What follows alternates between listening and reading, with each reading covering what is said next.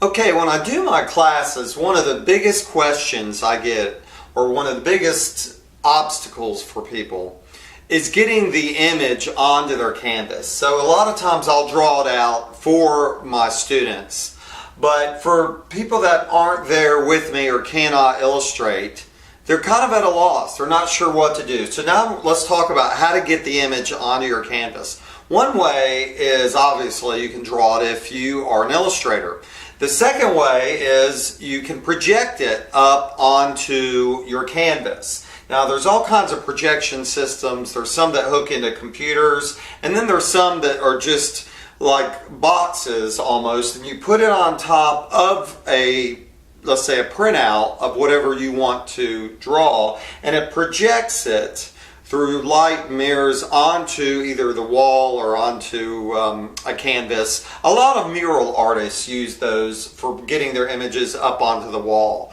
And then there's a third way, and that is to do transfers. Now that's something I offer to my classes whenever I conduct a class, and I have all kinds of my past images created so that they can be transferred onto canvas. And that's what I'm going to demonstrate to you now. So let me show you what I'm talking about. This is an image of the angel that is the angel of true love. And what we're going to do is I'm going to show you an easy way to get this image onto your canvas. So this is an 11 by 17 printout, and then what I'm going to do is transfer it on a wood canvas, and you'll be able to see how it comes out, and then you'll be able to paint it once it's on your canvas. Okay, so here's my green canvas. I've just primed it with a green color. I could have primed it with anything, but I had this one and I primed it with a green color.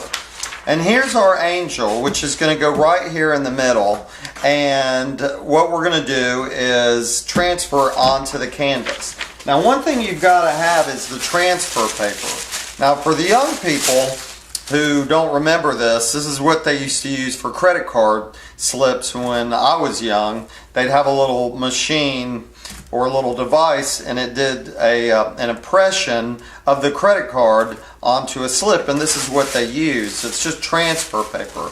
Now you can buy this at about any art supply store, and again, you put the dark side down on the canvas because that's what's going to be coming off onto the board, and then you just lay the angel down.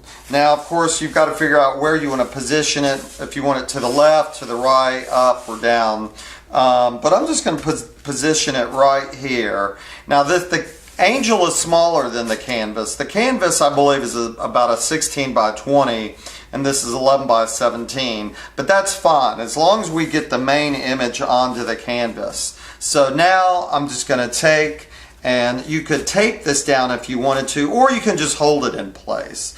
And then you just outline the image. And that'll definitely put it, so what's happening is it's putting the angel onto my board. Now I'm just kind of going through this pretty quickly, and you can take your time and do as much detail as you want, or you can do it fast if you just want to get the basic impression down of, you know, what this angel, the outline of the angel.